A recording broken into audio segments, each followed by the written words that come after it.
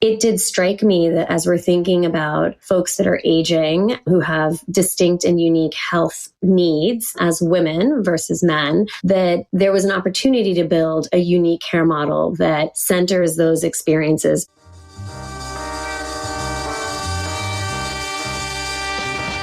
New choices, new players, new models of care. You know consumer first healthcare is everywhere. For us to build the future, to see what's new, we gotta look at the world from a different point of view.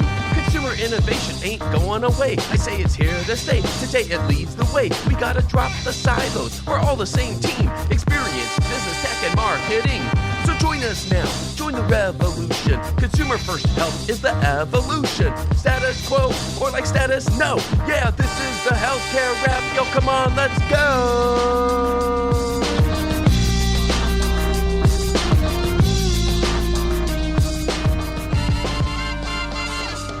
Welcome back to the leading podcast about consumer-centered health. We highlight innovators who are bridging the gap between sick care and well care, influencing change in the industry, and empowering consumers with cool new ways to engage in their health and wellness. We're also having some fun along the way. I'm Jared Johnson, and this is episode 457. Today we have the flavor of the week about using ChatGPT for health advice. What does Time Magazine say about it? And what's the reality of how health journeys are starting as a result? I'll talk about that. Then Jannine Versi, founder and CEO of Elektra Health, gives us a behind-the-scenes look at the gap in women's health that her startup is addressing, how she uses consumer insights to drive differentiation, and how she's overcoming historical funding and awareness challenges in the space. It's time for the awesomeness, y'all. Are you ready? Let's go.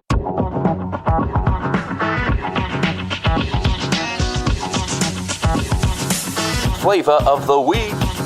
I can't think of many areas where consumer behaviors and clinical care intersect right now more than ChatGPT, and a recent article by Angela Haupt in Time Magazine highlights 9 doctor-approved ways to use ChatGPT for health advice. It starts with a true story. I'm going to read directly from the article. In August, Lance woke up in the middle of the night with excruciating stomach pain in his lower right side. He initially blamed it on the pizza and ice cream he had enjoyed the night before. But 5 sleepless hours later, the 17-year-old was still suffering, so he decided to consult the nearest expert, ChatGPT. He said, I described what I'd eaten the night before and where the pain was, and I was like, do you think it's just my stomach? And then it said that it sounded like it was appendicitis based on how long it was lasting and where it was. I kept asking it more questions like, could it be anything else? And it said, based on what you described, you should get it checked out. So he followed the bot's advice, and sure enough, the doctors at the emergency room soon said that he did in fact have appendicitis and needed immediate surgery. When he told them he had suspected as much because of ChatGPT's insights, he said, I think they were kind of surprised that it would answer something like that it would diagnose me before they did. I didn't know anything about appendicitis before. I didn't even know it was in the bottom right. Similar scenarios are playing out across the country as ChatGPT usurps Dr. Google. One recent survey found that 1 in 7 adults over age 50 use AI to seek health information, while 1 in 4 of those under 30 do so. Usage is particularly prevalent in areas with limited access to healthcare providers. While there are plenty of potential risks like receiving inaccurate, outdated, or generic information, some doctors say AI platforms can be helpful if you know how to use them the right way. The author then said that their team asked providers to share the smartest ways that patients are using AI platforms like ChatGPT and how they might benefit your health too. Without going into detail, the 9 ways are: ask it medical facts, plug in lots of details,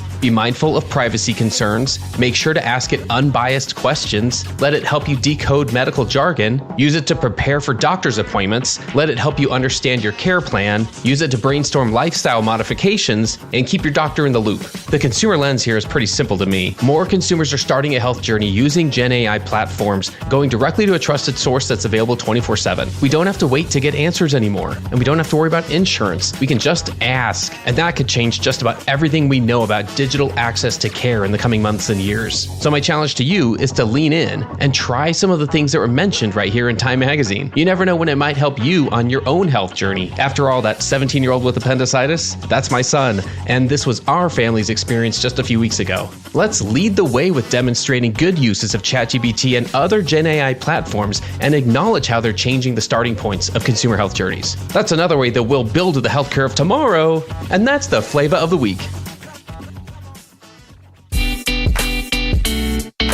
Hey y'all, I'm here with Sina Arham, founder of Fridays Health. Sina, what do you think is broken in the traditional approach to metabolic health, and what are you doing to flip the script? Let's be honest, the moment in metabolic health is being driven by the GLP-1 receptor agonist class of medications, right?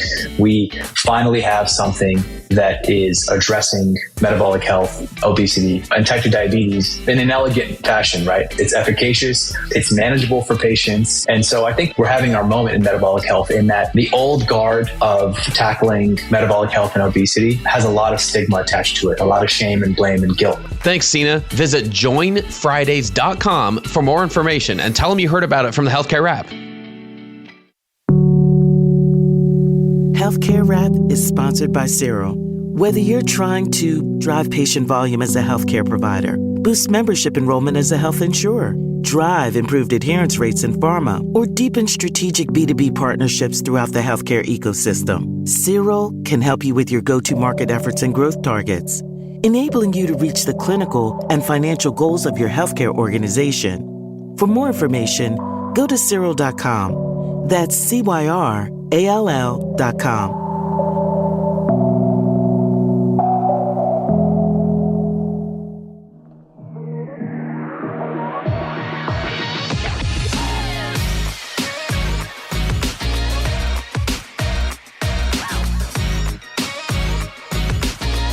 The flow. All right, everyone, let's get into the flow. If you please join me in welcoming my guest this week. I'm here with Jannine Versi. Jannine is the co-founder and CEO of Elektra Health. We're going to dive into some topics that we'd like to talk about more on this show. So let's dive right in. Jannine, welcome to the Healthcare Rap. Thank you so much, Jared. It's a pleasure to be here. Remind us a little bit about kind of who you are, what you do, and then I want to get into the origin story of Elektra Health because there's a lot going on. Yeah, absolutely. So as you described, I'm the co-founder and CEO of Elektra Health, and Elektra Health is a women's health company. We are a virtual clinic, but importantly, we also provide a great deal of education, community, and access to peer support. So we think about that as a really holistic and engaging experience for all of our patients. And those are folks that are navigating this really important midlife transition from roughly the 40s into the 70s. And that includes perimenopause into the menopause transition and post-menopause. So it's really this huge swath of a woman's life, sometimes up to 40% of your lifespan, that we have traditionally done a really bad job of paying attention to, certainly in terms of medical care and treating symptoms and helping women feel well in that time of life. But also socially and culturally, this has been such a topic of silence and stigma and shame. And it's where ageism and sexism often collide. And so that makes it, I think, an especially important area to focus. And it's been my privilege to do so and having done so for the last several years. Fantastic. I think I've seen and heard all of those things. You mentioned just like the stigma, the shame, like this is where one of the things I've always been excited about digital health, because it allows us to go places that for whatever reasons, healthcare just hasn't gone in the right way in the past. So maybe that kind of leads up to the origin story here. So you co-founded Elektra Health. This is to reimagine menopause care. What inspired you to take on this challenge? What gap did you see in the market that others weren't addressing? Like, let's set the stage here. Yeah, absolutely. So prior to Elektra, I was on the founding team of CityBlock Health. And some of your listeners may have been tuning in for Dr. Matthews' interview. And CityBlock is an incredible company. I was really early there, right around the 10th employee, and had the, great opportunity of getting to build in the early days of CityBlock. And one of the core components to that model is really engaging patients and members, we call them, in their own health. That being said, it did strike me that as we're thinking about folks that are aging, who have distinct and unique health needs as women versus men, that there was an opportunity to build a unique care model that centers those experiences, because going through this hormonal transition is universal, it's biological and unavoidable, and it does impact women's health outcomes as they age. So definitely in those midlife years, so call it 40s, 50s, 60s, and then 70s, 80s, 90s, and beyond. So that's one of the things that I was thinking about, really inspired by City Block's approach to engaging patients, really meeting them where they are and what their needs are, in addition to thinking about the systemic forces that we can help to address in terms of outcomes and cost containment. But I was also at the same time in parallel inspired by what I was seeing in the consumer health landscape at the time, where in women's health, you had Kindbody getting started. Maven was already around, and I was seeing these brands and they were beautiful and shiny and so consumer oriented and so focused on the reproductive window. So it did, those two observations, I think, collided in a way and had me thinking about, okay, well, how do we extend this experience to care for women in a really consumer-centric way beyond the family building era? And I met my co-founder through then friend and later investor, and with our founding physician who had herself retired from obstetrics and was really focusing on midlife gynecology. We put our heads together to say, this is a deeply underserved space. We interviewed and surveyed thousands of women to understand what the gaps were. And it was clearly access to medical care. There are very few providers, even today, as the landscape has shifted, who are really trained in menopause medicine. It is this, for a whole bunch of reasons that we can get into, this like sidebar that even though it is so important and prominent for 51% of the population, has been so neglected. And so access to care is one of those really important pillars. But along with that, to address the psychosocial impacts is importance of having access to really trustworthy education and support to make that a really unified, comprehensive, and holistic experience. And those were the pillars that we built Elektra with from the start. I can see that, like you said, some of the other players in the space who are coming out and, like you said, focusing on a particular window of life, phase of life. So there was very clearly a gap there that you saw that wasn't being addressed. So kind of walk us through how it works. How does somebody find out about it? Yeah, how does it work? Yeah, sure.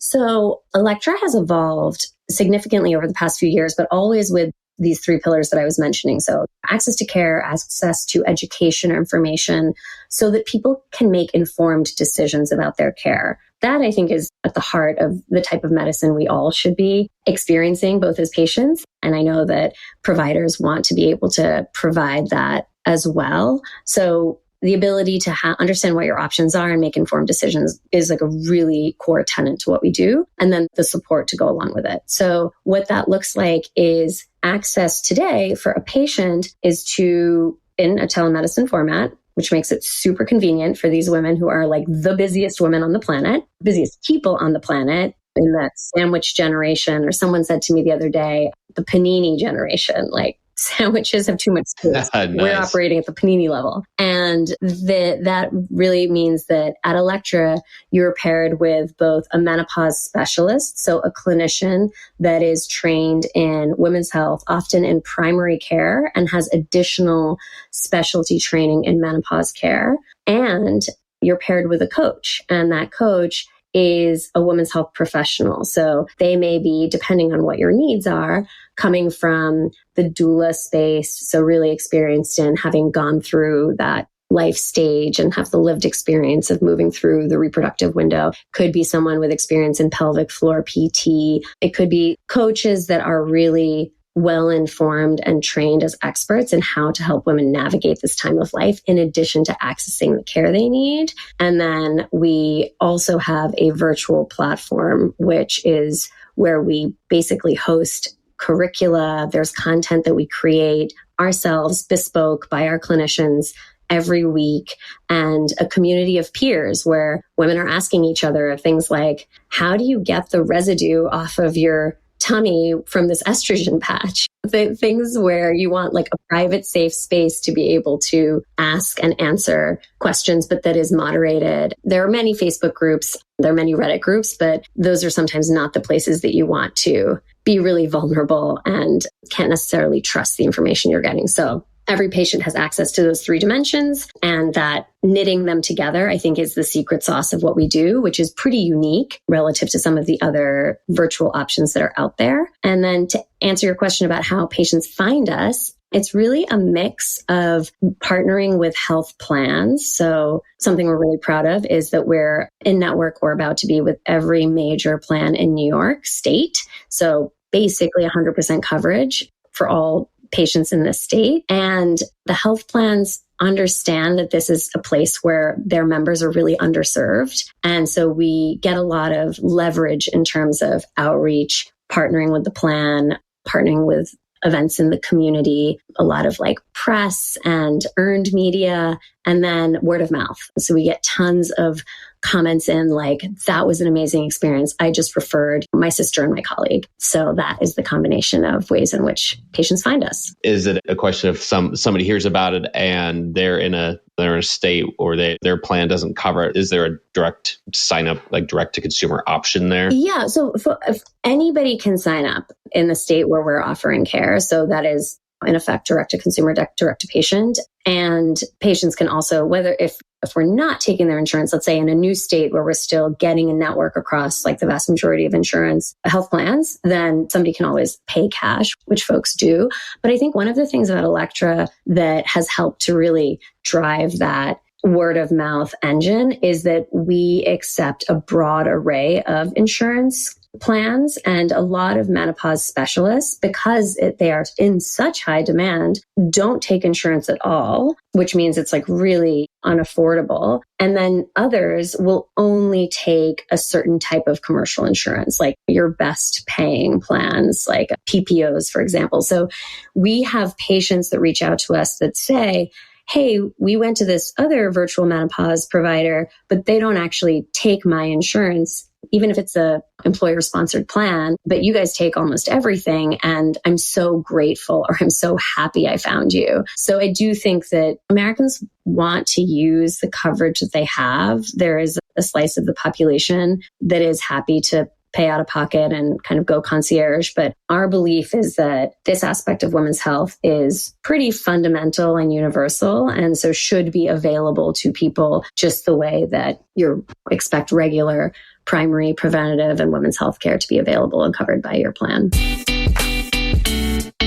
Hey y'all, I'm here with Jessica Holton, co-founder of Ours Privacy. Jessica, how do health systems know how much marketing data to track? Know what you're optimizing for. We see and hear about a lot of teams that are tracking everything they possibly can, which you would think is more info is better, and we can make more decisions if we have more information. But actually, it just sends more data that is potentially PHI, and you have less control over it when you're tracking everything. Instead, choose 1 to 2 key metrics that you are tracking and focus on those metrics. Thanks, Jessica. Visit oursprivacy.com for more information and tell them you heard about it on the Healthcare Wrap.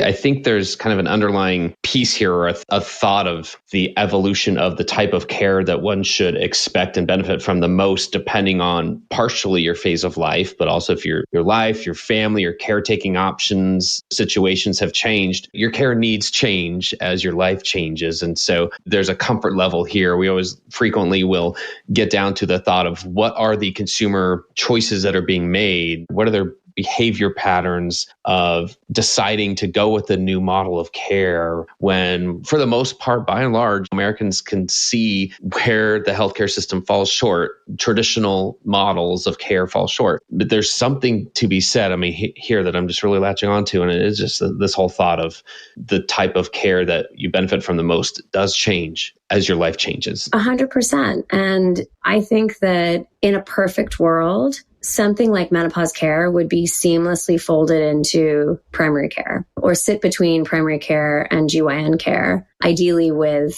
access to that expertise from both of those types of providers. But unfortunately today, often it's neither. And so that is a gap that many women fall into. And many of our patients have both a primary care provider and a GYN and are happy and thrilled with those providers, but recognize that they just don't have that expertise. And so Elektra, really, we are a team of clinicians that comes from primary care and gynecology. So we really want people to have a provider in the community that they can go to for a pap smear or for mammography, for example. And we facilitate that as well. But we recognize that that's just not the way the system is set up. And that's not where we're going to be anytime soon. And so the virtual model allows us to really address those gaps and to flex up and down as needed. So we can deliver more primary care if someone doesn't have a provider or if they can't get in to be seen, but they need to have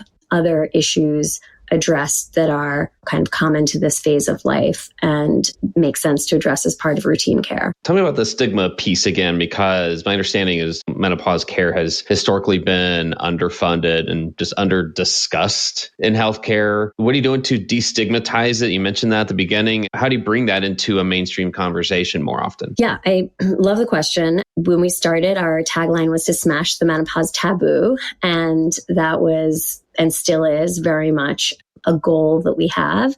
I think the space has shifted significantly. We saw the shift around behavioral health, for example. And I worked years before City Block in a virtual behavioral health company and really was observing how some of these topics that had been pretty stigmatized have moved mainstream. I think we've seen that in the fertility space as well. And so it made sense that this shift was coming as Gen Xers were not willing to sort of stay quiet and put up with their symptoms as millennials are aging into, as an older millennial myself, a woman in her 40s, like, this is my demographic. We're not talking about women that are my grandmother's age, which is often a misconception, right? It's like perimenopausal women are in their 40s. The average age of the onset of menopause in the US is 51. So that means that 50% of people go through menopause, which is 12 months without a period. 50% of people are younger than the age of 51, and 50% of people are older than the age of 51.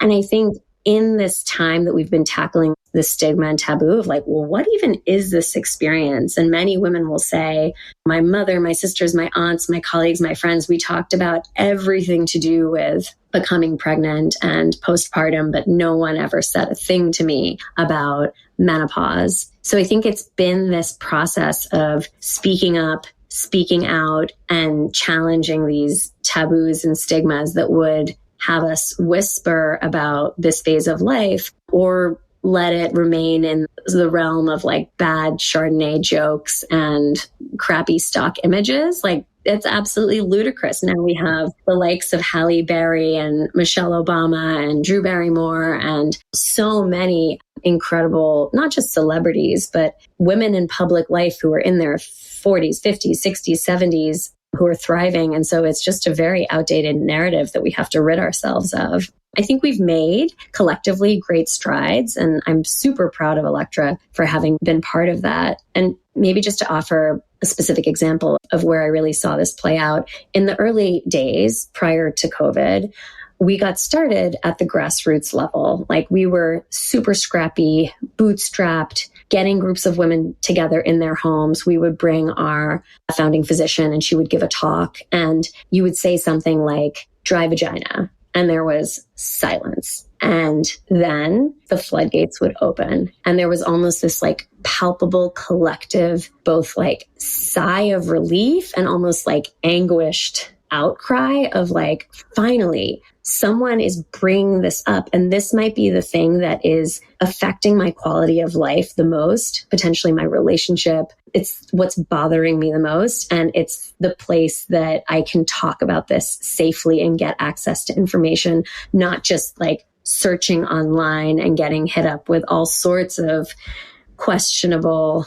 solutions, lotions, potions, because I think that's what happens in these taboo-ridden spaces is you create opportunities for non-scientific, non-evidence-based solutions to emerge and make money out of people's struggle and misery and silence. I assume that's a big issue, that misinformation here. I mean, you've brought up a couple examples already. Are there other examples that are just kind of like front and center right now, like where there's a challenge addressing misinformation? And is there anything you can do about that? Well, I think this helps. So I'm so glad to be here and talking to you. And I would welcome the conversation with any of your listeners. I think there are some really excellent folks in the mainstream. I think of this like Peter Attia, for example, not someone who's necessarily well known in women's health, but, more in integrative health, but has done some really impressive deep dives into the research in this space and is helping to popularize the conversation around it. There are a lot of women's health practitioners, physicians, researchers who are speaking up and out about different aspects of this transition. So Dr. Lisa Mosconi is an expert on brain health, and brain health for women specifically in menopause, something that we know very little about, but just in one dimension, dementia affects women at twice the rate it affects men. And we don't understand